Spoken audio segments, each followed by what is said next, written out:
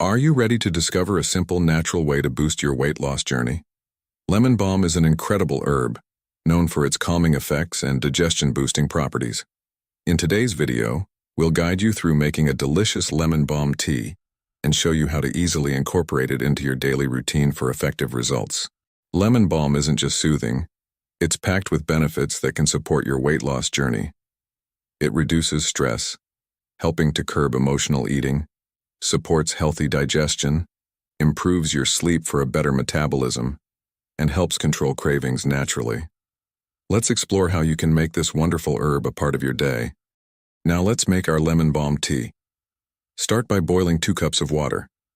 Add a handful of fresh or dried lemon balm leaves and let it steep for 5 to 10 minutes.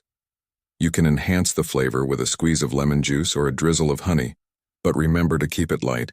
Strain your tea and you can enjoy it warm or chilled depending on your mood. To get the most out of lemon balm, it's important to make it a part of your daily routine.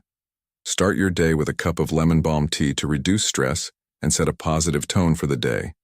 Have it in the afternoon to aid digestion and keep those midday cravings at bay.